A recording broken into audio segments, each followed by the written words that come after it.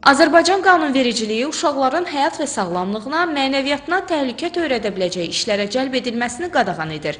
Əmək Məcəlləsinə əsasən uşaqların işə qəbul edilməsi üçün minimum yaş həddi 15 yaş müəyyən edilib. Bu yaşa çatmamış uşaqlarla bağlanılan əmək müqaviləsi etibarsız sayılmaqla belə müqaviləni bağlayan işə götürən inzibati məsuliyyətə cəlb edilir. Lakin bu bəzi hallarda problemlər yarada bilir. Elə 15 yaşına dək uşaqları hansısa işlərə cəlb etmək zərurəti yaranır. Məsələn, tutaq ki, bu idmanın bəzi növləridir. Məsələn, bədii gimnastika üzrə idman növünə, peşəkar idmanla məşğul olan 15 yaşına çatmayanlar da ola bilər. Yaxud uşaq filmlərinə çəkilişdir, istəyir sənədli film olsun, istəyir bədii film olsun. Nazirlər Kabineti siyahısını təsdiq edə bilər ki, burada uşaqları 15 yaşına qədər işlərə cəlb etmək olar.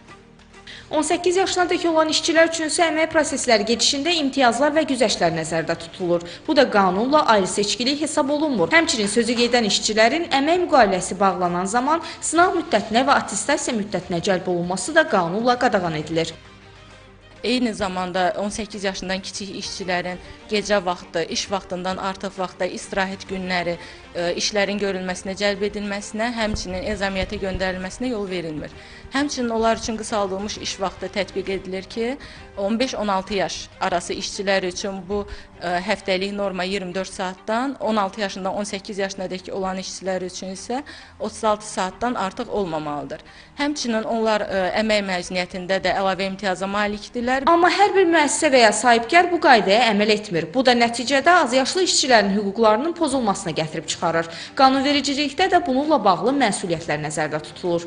Azərbaycan Respublikasının İnzibati Xətalar Məcəlləsinin 192.9-cu maddəsinə əsasən uşaqların mənəviyyatına, onların belə deyək də fiziki və sağlamlığına zərərli olan işlərə cəlb olunmasına görə vəzifəli şəxslər 3000 manatdan 4000 manata qədər miqdarda inzibati qaydada cərimə olunurlar.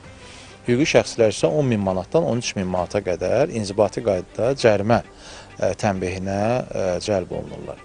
Onu da qeyd edək ki, 15-18 yaş arası şəxslər yalnız valideyn razılığı və müəyyən məhdudiyyətlərlə işləyə bilərlər. Bu prosesdə isə onların təhsil alma hüququ pozulmamalıdır. Bundan əlavə, uşaq hüquqları haqqında Azərbaycan Respublikası qanununda da uşaqların istismarının yol verilməzliyi və onların hər tərəfli inkişaf hüququ təsbit olunub. Salatın Pirmuradova, Vurğan Turabov, Telesə.